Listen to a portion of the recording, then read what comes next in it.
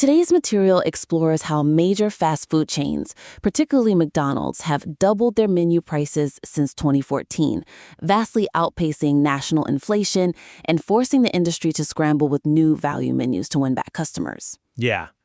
And this piece is a strong data-backed synthesis that effectively uses the finance buzz study, but there are specific areas where the analytical depth can really be strengthened. Definitely. So welcome to the critique. Let's just dive right into it. Sounds good. Looking at the core data right out of the gate, the material makes a really strong case for the severity of the price hike. It really does. It specifically lists McDonald's at a 100% increase, which is, triple the 31% national inflation. Right. While showing Subway sitting way down at the bottom with only a 39% increase. The narrative successfully establishes the drastic price hikes across the board, but misses a vital opportunity to investigate the glaring 61-point disparity between the highest and lowest offenders on its own list. Yeah, that 61-point gap is just massive. It's huge. And the weakness here is that the text attributes these sweeping price increases to universal pressures. Like what? Well, like climbing food commodity costs, labor shortages, and California's $20 minimum wage. Oh, right.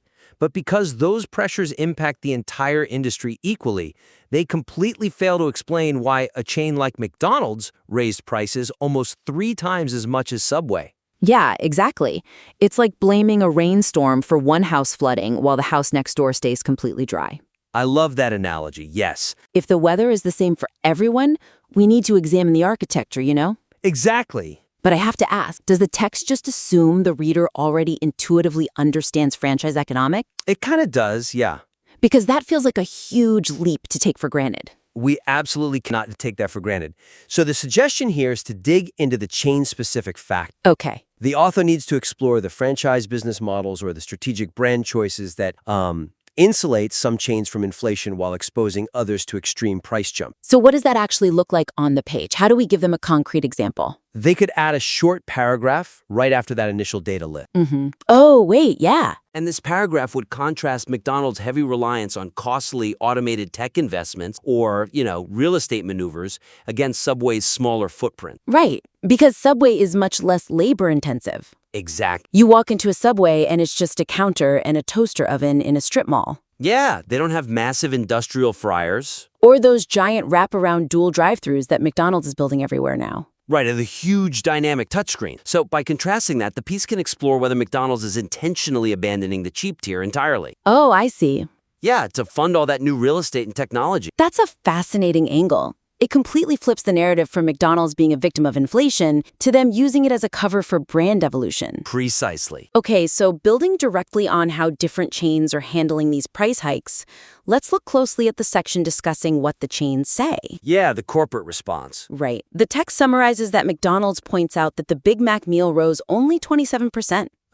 Going from $7.29 to $9.29 between 2019 and 2024. The inclusion of the corporate defense is a strong journalistic move, yet the text allows their highly specific statistical framing to stand without sufficient analytical pressure. So it's just letting that PR spin sit there unchallenged? Exactly. That's the... Wow. While the text rightly points out that the 27% increase is still above inflation. Right. And that, changing the timeline changes the headline, it doesn't dissect why McDonald's specifically chose the 2019 baseline. Or why they focused on a meal instead of an individual item. Exactly. I can see what you're going for here. Let's see how we can strengthen this. Yeah. Is there a risk that by just presenting the 2019 to 2024 window, the piece accidentally validates the corporation's attempt to erase the pre-pandemic data? Oh, absolutely. It falls right into the trap. Because that 2014 to 2018 window is when they really started killing the dollar menu. Exactly. So the suggestion here is to actively deconstruct the corporate PR framing. Okay, so grab those numbers and take them apart on the page. Yes. Show the reader exactly how the statistics might be curated to soften the visual blow of the price hikes. Do we have a concrete example of how to do that without bogging down the pacing? Definitely. The writer should contrast the 27% meal increase against the shocking long-term data already present in the text. Oh, right, the itemized data. Yeah, like the large fries jumping 417%. Which is insane. From $1.29 to $5.39. Right. Or the McChicken hitting $3.10. Yeah. You demonstrate how bundling items into a meal metric deliberately obscures the most extreme individual markups. Because of the baseline effect, right? Exactly. Like a $2 bump on the $7 combo meal is a modest percentage. Right. But a $2 bump on a $1 McChicken is a 200% spike. Yes, exactly. And the text needs to spell out that mathematical sleight of hand. That makes total sense. It makes the writer look so much more authoritative. Definitely. Okay, so following that dissection of PR strategies and actual consumer costs, I want to guide this back to the big picture. Let's do it. The piece opens with a really punchy hook. Oh, yeah. It says, the pitch for fast food was always speed and price. One of those is held up. The piece opens with a compelling, memorable hook about fast food's dual promise of speed and price. But the conclusion leaves the speed half of that equation completely unresolved. It really does. It just drops it entirely. It does. And that's a structural weakness. The introduction brilliantly sets up a dichotomy, asserting that one of those is held up. Which implies that speed is still there. Exactly. However, the rest of the text, including the conclusion about scrambling for $5 value menus and app-exclusive deals, focuses exclusively on price. Right. It never pays off the initial setup regarding speed. Wait, so as I understand it from the notes, the argument here is that the category stops being the cheap option. Right. But if they're pushing app-exclusive deals, hasn't the speed aspect actually been compromised too? Oh, completely. Making the opening hook even more ripe for exploration? That is the most crucial point, yes. Because it used to be you just pull up, order, hand them a $5 bill, and drive off. Exactly, in like 45 seconds. Yeah, but now? Now, the push toward app-based ordering actively introduces massive friction. You have to download the app, make an account.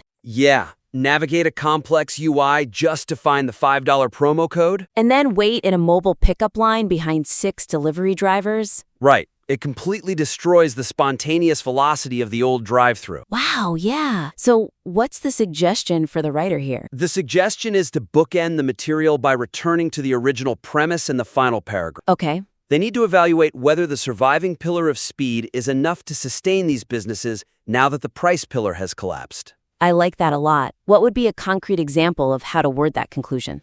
They could revise the final paragraph to state something like, the chains are testing whether a $5 meal deal can undo a decade of $2.19 soft talk. Okay.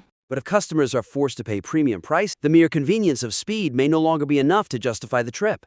Oh, that is such a strong way to end it. Yeah, especially considering the speed isn't even that fast anymore. Right. It elevates the whole article from just a complaint about prices into a real existential critique of the industry. Exactly. It gives the reader a much more satisfying payoff. I totally agree. Well, let's quickly recap the 3 actionable takeaways for the listener today. Sounds good. First, investigate the operational differences that cause that 61% disparity between McDonald's and Subway's price hikes. Right, look at the architecture. Yes. Second, actively deconstruct the corporate 2019 to 2024 meal metric to show how it masks the massive inflation of individual items. Break down the PR, Matt. Exactly. And third, bookend the piece by returning to the opening theme of speed, analyzing if convenience alone can save the industry's changing identity. That covers it beautifully. Awesome. Well, we invite the listener to implement these structural and analytical tweaks and submit their revised work back to the critique for further review. Yeah, we'd love to read the next draft. We really would.